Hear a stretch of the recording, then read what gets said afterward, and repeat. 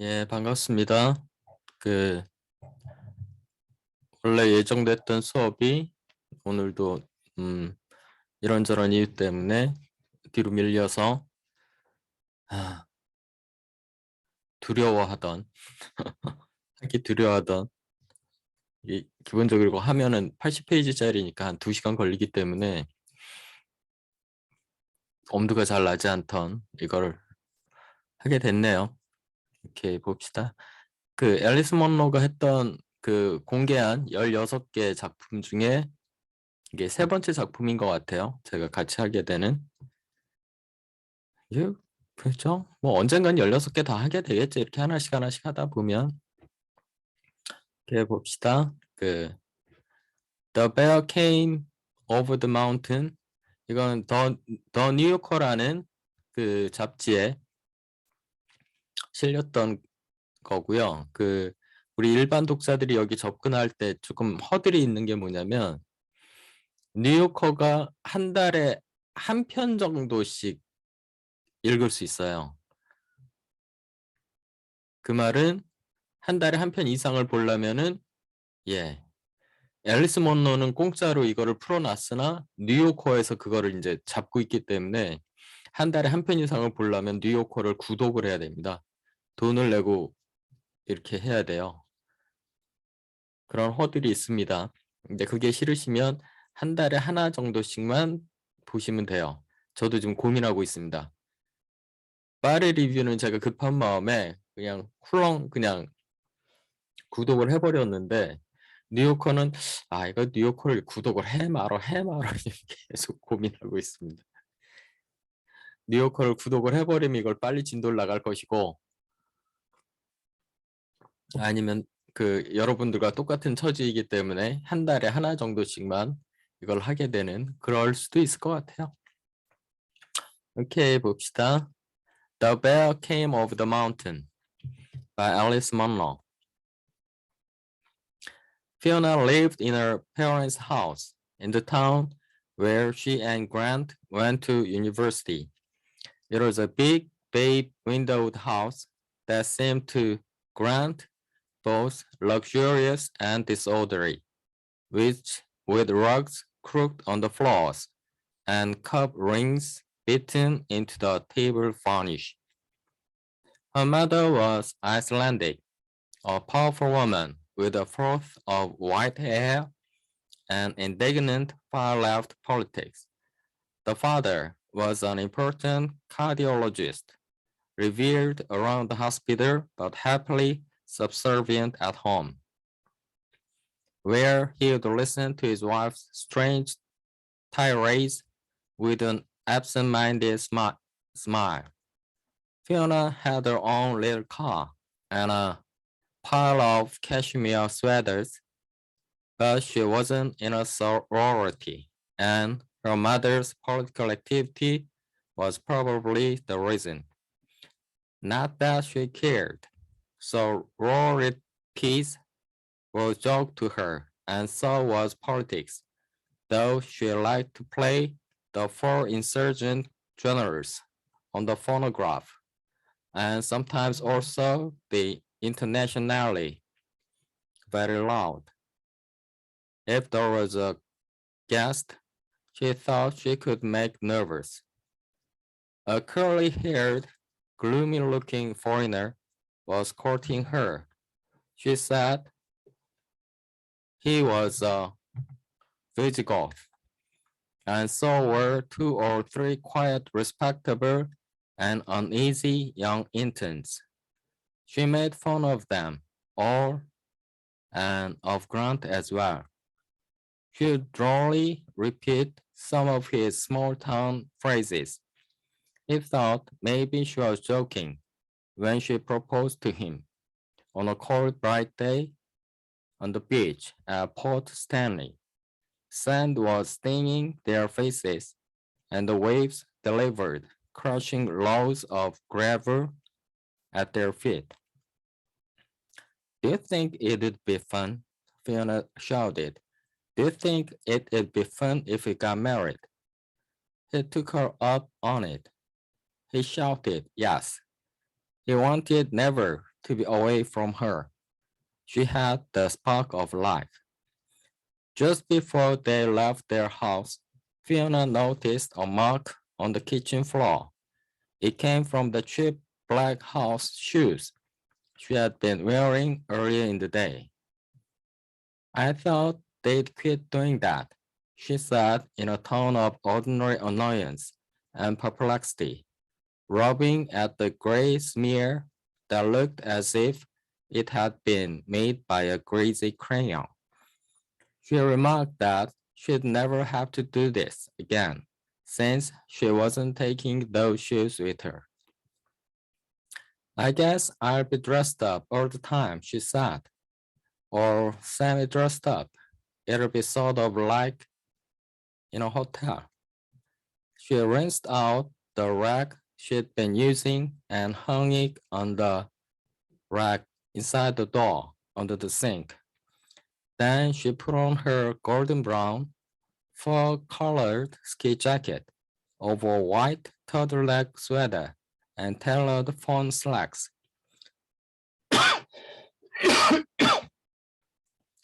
She was a tall, narrow-shouldered woman, 70 years old, but still upright and trim, with long legs and long feet, delicate wrists and ankles, and tiny, almost comical-looking ears. Her hair, that was as light as milkweed fluff, had gone from pale blonde to white somehow, without Grant noticing exactly when. And she still wore it down to her shoulders, as her mother had done. That was the thing that had alarmed Grant's own mother, a small-town widow who worked as a doctor's receptionist. The long white hair on Fiona's mother, even more than the state of the house, had told her all she needed to know about attitudes and politics. But otherwise, Fiona, with her fine bones and small sapphire eyes, was nothing like her mother. She had a slightly crooked mouth, which she emphasized now with red lipstick, usually the last thing she did before she left the house. She looked just like herself on this day, direct and vague, as infectious, sweet, and ironic. Over a year ago, Grant had started noticing so many little yellow notes stuck up all over the house. That was not entirely new. Fiona had always written things down. The title of a book she had heard mentioned on the radio, or the jobs she wanted to make sure she got done that day. Even her morning schedule was written down. He found it mystifying and touching in its precision. 7 a.m. yoga, 7:30 to 7:45 teeth, face, hair, 7:45 to 8:15 walk, 8:15 Grant and breakfast. The new notes were different, stuck onto the kitchen drawers, cutlery, dish towels, knives. Couldn't she just open the drawers and see what was inside? Word things were coming. She went to town and phoned Grant from a booth to ask him how to drive home. She went for a usual walk across the field into the woods and came home by the fence line, a very long way round. She said that she had counted on fences always taking you somewhere. It was hard to figure out. She had said that about fences as if it were a joke, and she had remembered the phone number without any trouble. I don't think it's anything to worry about, she said. I expect I'm just losing my mind. He asked if she had been taking sleeping pills. If I am, I don't remember, she said. Then she said she was sorry to sound so flippant. I'm sure I haven't been taking anything. Maybe I should be. Maybe vitamins. Vitamins didn't help. She'd stand in doorways trying to figure out where she was going. She forgot to turn on the burner under the vegetables or put water in the coffee maker. She asked Grant when they'd moved to this house. Was it last year or the year before? It was 12 years ago, he said. That's shocking. She's always been a bit like this, Grant said to the doctor. He tried without success to explain how Fiona's surprise and apologies now seemed somehow like routine courtesy, not quite concealing a private amusement, as if she had stumbled on some unexpected adventure or begun playing a game that she hoped he would catch on to. Yes, well, the doctor said, it might be selective at first. We don't know, do we? Till we see the pattern of the deterioration, we really can't say. In a while, it hardly mattered what label was put on it. Fiona, who no longer went shopping alone, disappeared from the supermarket while Grant had his back turned. A policeman picked her up as she was walking down the middle of the road, blocks away. He asked her name, and she answered readily. Then he asked her the name of the prime minister. If you don't know that, young man, you really shouldn't be in such a responsible job. He laughed. But then she made the mistake of asking if he'd seen Boris and Natasha. These were the now dead Russian wolfhounds she had adopted many years ago as a favor to a friend, then devoted herself to for the rest of their lives. Her taking them over might have coincided with the discovery that she was not likely to have children. Something about her tubes being blocked or twisted, Grant could not remember now. He had always avoided thinking about all that female apparatus, or it might have been after her mother died. The dog's long legs and silky hair, their narrow, gentle, intransigent faces made a fine match for her when she took them out for walks. And Grant himself, in those days, landing his first job at the university. His father-in-law's money, welcome there, in spite of the political taint, might have seemed to have some people to have been picked up on another of Fiona's eccentric whims, and groomed and tended and favored, though fortunately he didn't understand this until much later. There was a rule that nobody could be admitted to Meadow Lake during the month of December. The holiday season had so many emotional pitfalls, so they made the 20-minute drive in January. Before they reached the highway, the country road dipped through a swampy hollow, now completely frozen over. Fiona said, "Oh, remember," Grant said, "I was thinking about that too. Only it was in the moonlight," she said. She was talking about the time that they had gone out skiing at night under the full moon and over the black striped snow in this place that you could get into only in the depth of winter. They had heard the branches cracking in the cold.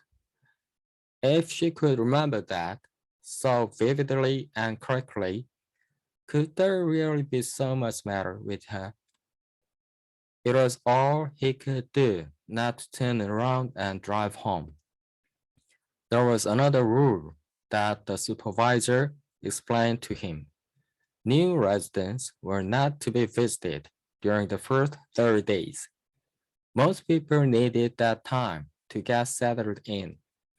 Before the rule had been put in place, there had been pleas and tears and tantrums, even from those who had come in willingly.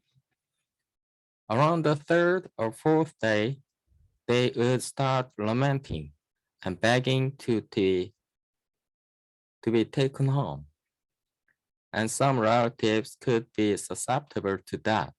So you'd have people being carted home who did not get on there any better than they had before. 6 months or sometimes only a few weeks later, the whole upsetting hassle would have to be gone through again.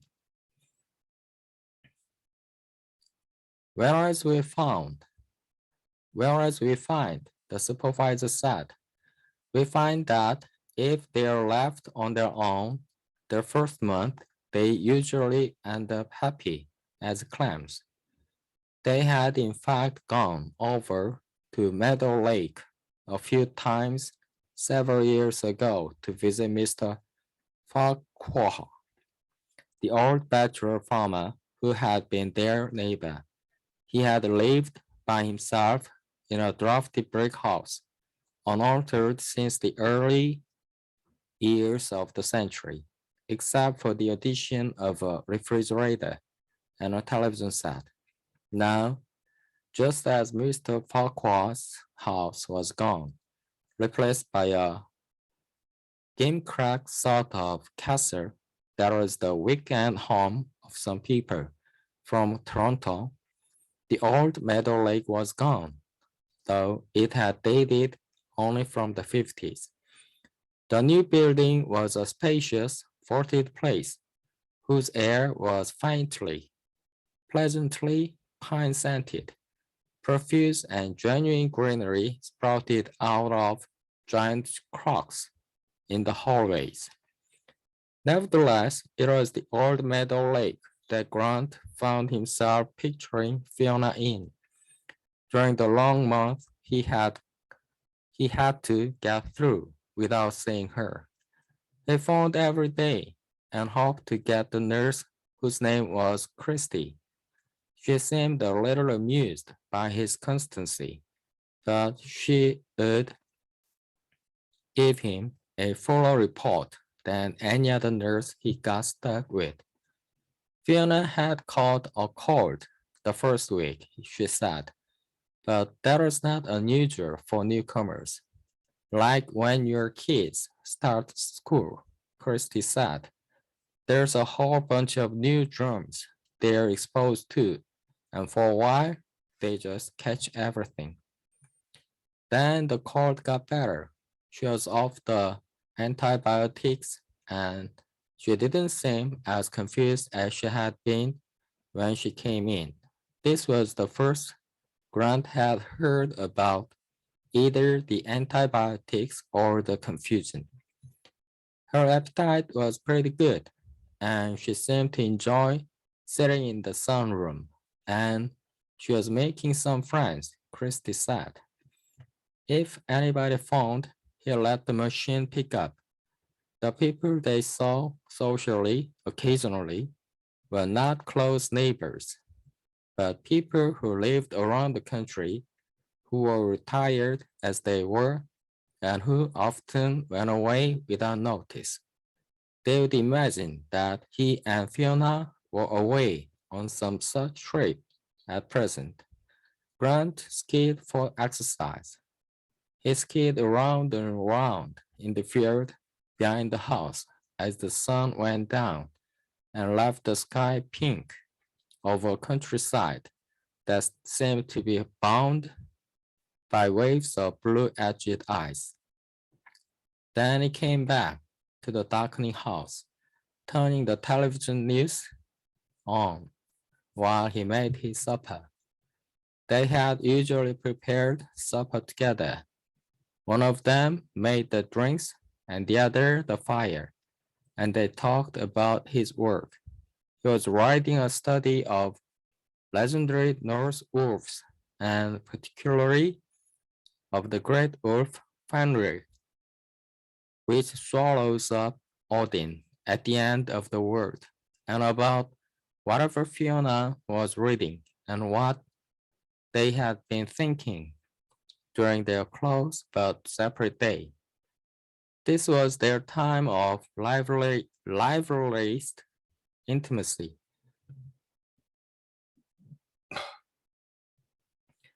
Oh, there was also, of course, the 5 or 10 minutes of physical sweetness just after they got into bed, something that did not often end.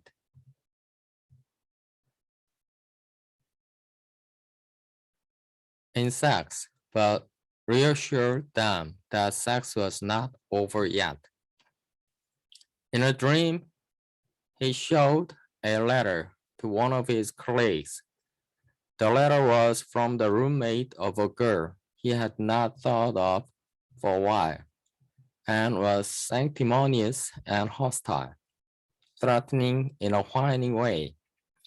The girl herself was someone he had parted from distantly, and it seemed unlikely that she'd want to make a fuss, let alone try to kill herself, which was what the letter was elaborately trying to tell him she had done.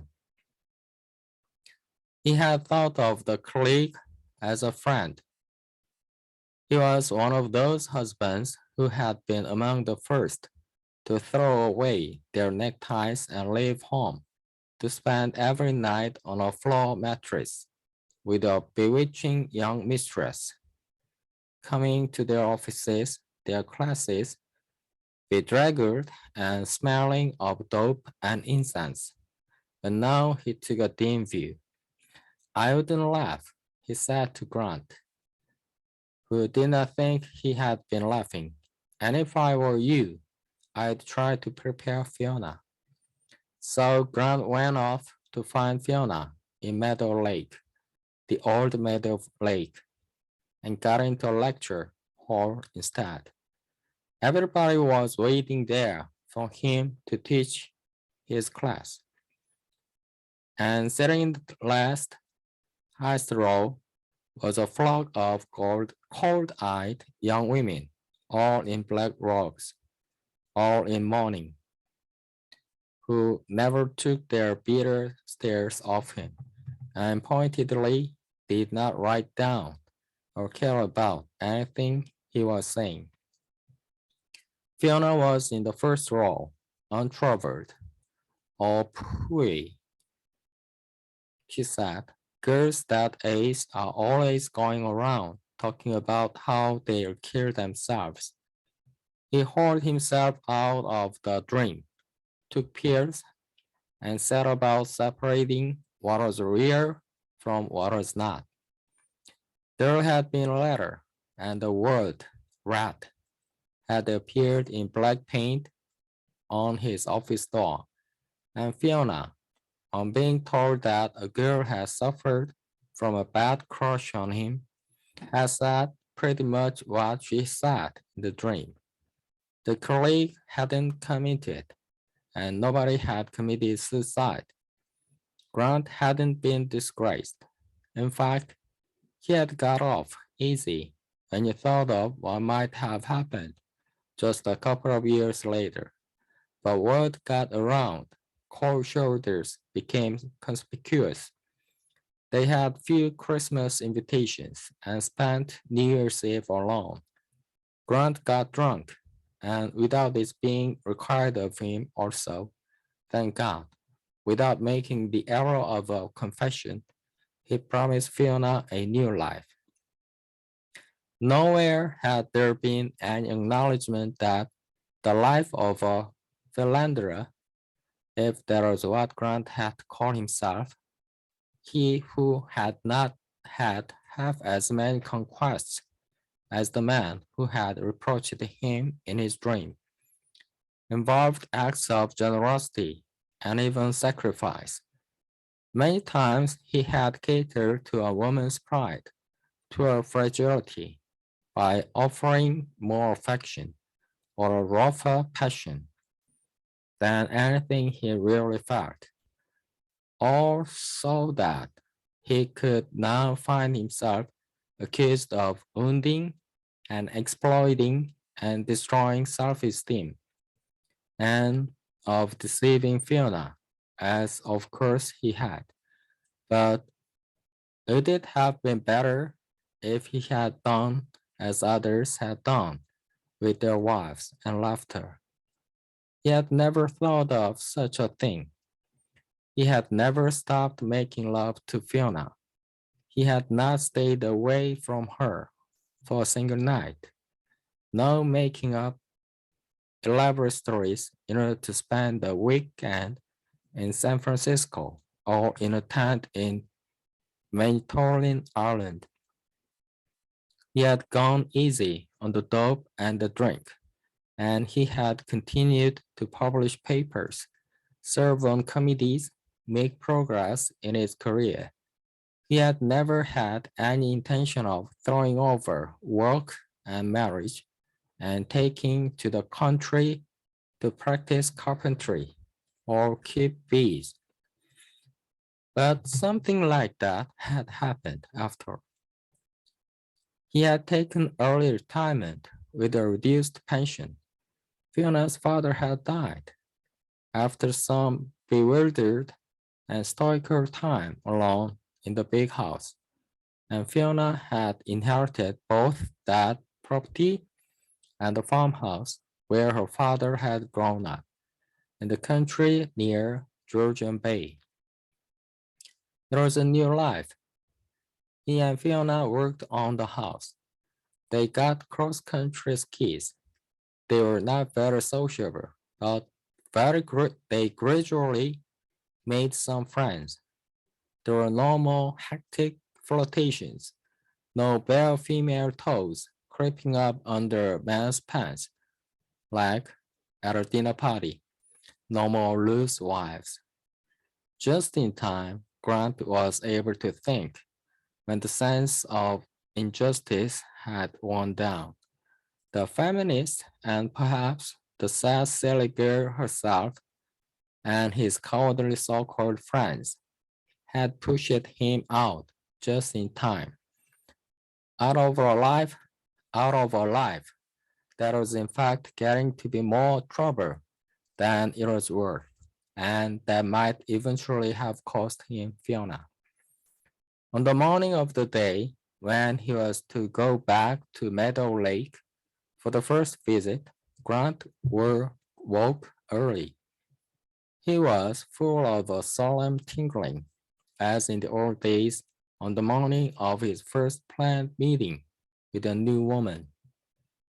The feeling was not precisely sexual. Later, when the meetings had become routine, that was all it was. There was an expectation of discovery, almost a spiritual expansion. Also, timidity, humility, alarm. There had been a thaw. Plenty of snow was left, but the dazzling hard landscape of earlier winter had crumbled. These pocked heaps on the gray sky looked like refuse in the fields. In the town near Meadow Lake, he found a florist's shop and bought a large bouquet. He had never presented flowers to Fiona before, or to anyone else. He entered the building feeling like a hopeless lover or a guilty husband in a cartoon. Wow, Narcissus this early, Christie said. You must have spent a fortune. She went along the hall ahead of him and snapped on the light in a sort of pantry, where she searched for a vase. She was a heavy young woman who looked as if she had given up on her looks in every department except her hair. That was blonde and voluminous, all the puffed up luxury of a cocktail waitress's style, or a stripper's. on top of such a workaday face and body. Then now, she said, and nodded him down the hall. Names right on the door. So it was, on a nameplate decorated with bluebirds. He wondered whether to knock, and did, then opened the door and called her name. She wasn't there. The closet door was closed, the bed smooth. Nothing on the bedside table except a box of Kleenex and a glass of water. Not a single photograph or picture of any kind. Not a book or a magazine. Perhaps you had to keep those in a cupboard. He went back to the nurse's station. Christy said, no? With a surprise that he thought perfunctory. He hesitated. Holding the flowers, she said, okay. Let's set the bouquet down here. Sign as if he were a backward child on his first day at school. She led him down the hall toward the large center space with skylights, which seemed to be a general meeting area. Some people were sitting along the walls in easy chairs, others at tables in the middle of the carpeted floor.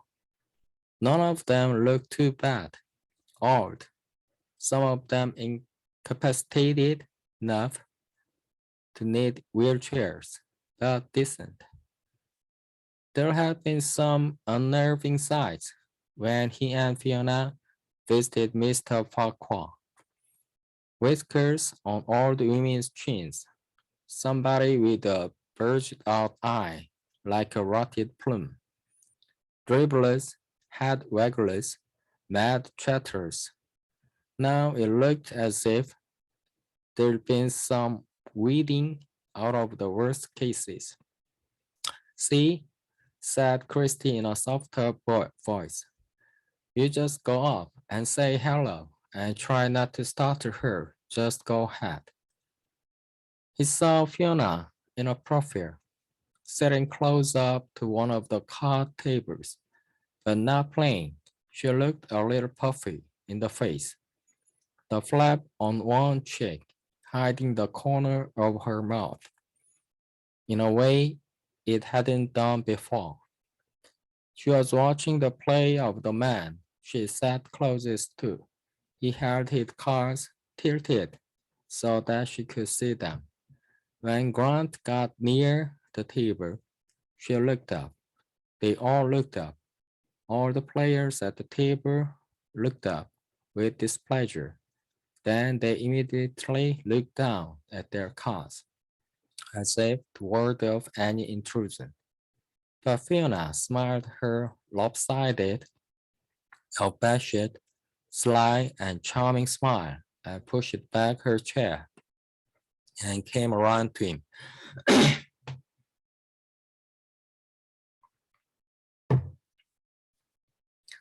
Putting her fingers to her mouth. Bridge, she whispered, deadly serious. They're quite rabid about it. She drew him toward the coffee table. Chatting. I can remember being like that for a while at college. My friends and I would cut class and sit in the common room and smoke and play like cutthroats. Can I get you anything? A cup of tea? I'm afraid the coffee isn't up to much here. Grant never drank tea. He could not throw his arms around her. Something about her voice and smile, familiar as they were, something about the way she seemed to be guarding the players from him, as well as him from their displeasure, made that impossible. I brought you some flowers, he said. I thought they'd do to brighten up your room. I went to your room, but you weren't there. Well, no, she said, I'm here. She glanced back at the table. Grant sat You've made a new friend. He nodded toward the man he'd been sitting next to. At this moment, that man looked up at Fiona, and she turned, either because of what Grant had said or because she felt the look at her back. It's just Aubrey, she said. The funny thing is, I knew him years and years ago.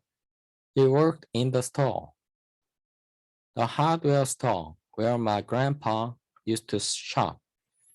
He and I were always kidding around, and he couldn't get up the nerve to ask me out till the very last weekend, and he took me to a ball game. But when it was over, my grandpa showed up to drive me home. I was up visiting for the summer, visiting my grandparents. They lived on a farm. Fiona, I know where your grandparents lived. It's where we lived. Really? She said, not paying her full attention because the card player was sending her his look, which was one, not of supplication, but of command. He was a man of about Grant's age, or a little older. Thick, coarse white hair fell over his forehead, and his skin was leathery but pale, yellowish white, like an old, wrinkled-up kid glove. His long face was dignified and melancholy, and he had something of the beauty of a powerful, discouraged elderly horse. But where Fiona was concerned, he was not discouraged. I better go back, Fiona said, a blush spotting her newly fattened face. He thinks he can't play without me sitting there. It's silly. I hardly know the game anymore. If I leave you now, you can entertain yourself. It must all seem strange to you, but you'll be surprised how soon you get used to it. You'll get to know who everybody is, except that some of them are pretty well off in the clouds. You know, you can't expect them all to get to know who you are. She slipped back into her chair and said something into Aubrey's ear. She tapped her fingers across the back of his hand. Grant went in search of Christy and met her in the hall. She was pushing a cart with pitchers of apple juice and grape juice. Well, she said. Grant said, does she even know who I am? He could not decide. She could have been playing a joke. It would not be unlike her. She had given herself away by that little pretense at the end, talking to him as if she thought perhaps he was a new resident, if it was a pretense. Christy said, you just caught her at sort of a bad moment involved in the game. She's not even playing, he said. Well, but her friend's playing, Aubrey. So, who is Aubrey? That's who he is, Aubrey, her friend. Would you like a juice? Grant shook his head. Oh, look, said Christy. They get these attachments. That takes over for a while. Best buddy sort of thing. It's kind of a phase. You mean she really might not know who I am? She might not today. Then tomorrow.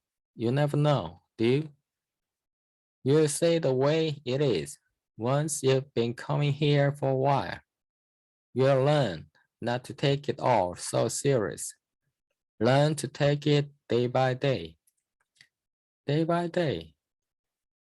But things really didn't change back and forth. and he didn't get used to the way they were. Fiona was the one who seemed to get used to him, but only as some persistent visitor who took a special interest in her, or perhaps even as a nuisance who must be prevented, according to old rules of courtesy, from realizing that he was one. She treated him with a distracted, social sort of kindness that was successful in keeping him from asking the most obvious, the most necessary question.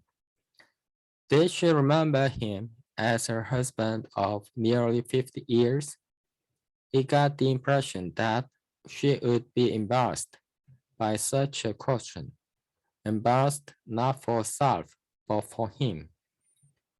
Christie told him that Aubrey had been the local representative of a company that sold weed killer and all that kind of stuff to farmers. And then, when he was not very old and even retired, she said he had suffered some unusual kind of damage. His wife is the one, takes care of him, usually at home. She just put him in here on temporary care so she could get a break. Her sister wanted her to go to Florida. See, she's had a hard time. You'dn't ever have expected a man like him. They just went on a holiday somewhere and he got something, like some bug that gave him a terrible high fever. And it put him in a coma and left him like he is now. Most afternoons, the pair couldn't be found at the card table. Aubrey had large, thick-fingered hands. It was difficult for him to manage his cards. Fiona shuffled and dealt for him, and sometimes moved quickly to straighten a card that seemed to be slipping from his grasp. Grant would watch from across the room, her darting move and quick laughing apology. He could see Aubrey's husbandly frown as a wisp of her hair touched his cheek. Aubrey preferred to ignore her as long as she stayed close, but let her smile, her greeting at Grant. Let her push back her chair and get up to offer him tea, showing that she had accepted his right to be there. And Aubrey's face took on its look of somber consternation. He would let the cards slide from his fingers and fall on the floor to spoil the game. And Fiona then had to get busy and put things right. If Fiona and Aubrey weren't at the bridge table, they might be walking along the halls, Aubrey hanging on to the railing with one hand and clutching Fiona's arm or shoulder with the other.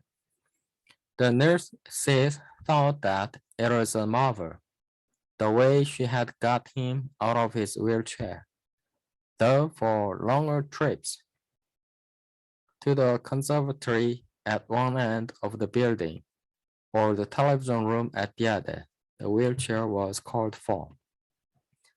In the conservatory, the pair would find themselves a seat among the most lush and thick and tropical-looking plants, a bower, if you liked. Grant stood nearby on occasion, on the other side of the greenery, listening. Mixed in with the rustle of the leaves and the sound of plashing water was Fiona's soft talk and her laughter. Then some sort of chatter. Aubrey could talk, though his voice probably didn't sound as it used to. He seemed to say something now, a couple of thick syllables. Take care, he's here, my love. Grant made an effort and cut his visit down to Wednesdays and Saturdays. Saturdays had a holiday bustle and tension. Families arrived in clusters. Mothers were usually in charge. They were the ones who kept the conversation afloat. Men seemed cowed. Teenagers affronted. No children or grandchildren appeared to visit Aubrey, and since they could not play cards, the tables being taken over for ice cream parties. He and Fiona stayed clear of the Saturday parade. The conservatory was far too popular then for any of their intimate conversations. Those might be going on, of course, behind Fiona's closed door. Grant could not manage to knock when he found it closed, though he stood there for some time staring at the Disney-style nameplate with an intense, a truly malignant dislike. Or they might be in Aubrey's room, but he did not know where that was. The more he explored this place, the more corridors and sitting spaces and ramps he discovered, and in his wanderings, he was still apt to get lost. One Saturday, he looked out a window and saw Fiona. It had to be her, wheeling Aubrey along one of the paved paths now cleared of snow and ice. She was wearing a silly wool hat and a jacket with swirls of blue and purple, the sort of thing he had seen on local women at the supermarket. It must be that they didn't bother to sort out the wardrobes of the women, who were roughly the same size, and counted on the women not to recognize their own clothes anyway. They had cut her hair too. They had cut away her angelic halo. On Wednesday, when everything was more normal and card games were going on again, and the women in the crafts room were making silk flowers or costume dolls, and when Aubrey and Fiona were again in evidence, so that it was possible for Grant to have one of his brief and friendly and maddening conversations with his wife, he said to her, "Why did they chop off your hair?" Fiona put her hands up to her head to check. "Why? I never missed it," she said. When Grant had first started teaching Anglo-Saxon and Nordic literature, he got the regular sort of students in his classes, but after a few years, he noticed a change. Married women had started going back to school, not with the idea of qualifying for a better job or for any job, but simply to give themselves something more interesting to think about than their usual housework and hobbies, to enrich their lives, and perhaps it followed naturally that the man who taught them these things became part of the enrichment, that these men seemed to these women more mysterious and desirable than the man they still cooked for and slept with. Those who signed up for Grant's courses might have a Scandinavian background, or they might have learned something about Norse mythology from Wagner or historical novels. There were also a few who thought he was teaching a Celtic language and for whom everything Celtic had a mystic allure. He spoke to such aspirants fairly roughly from his side of the desk. If you want to learn a pretty language, go and learn Spanish. then you can use it if you go to Mexico. Some took his warning and drifted away. Others seemed to be moved in a personal way by his demanding tone. They worked with a will and brought into his office, into his regulated, satisfactory life, the great surprising bloom of their mature female compliance, their tremendous, tremulous hope of approval. He chose a woman named Jackie Adams. She was the opposite of Fiona, short, cushiony, dark-eyed, effusive, a stranger to irony. The affair lasted for a year, until her husband was transferred. When they were saying goodbye in her car, she began to shake uncontrollably. It was as if she had hypothermia. She wrote to him a few times, but he found the tone of her letters overwrought and could not decide how to answer. He let the time for answering slip away, while he became magically and unexpectedly involved with the girl who was young enough to be Jackie's daughter.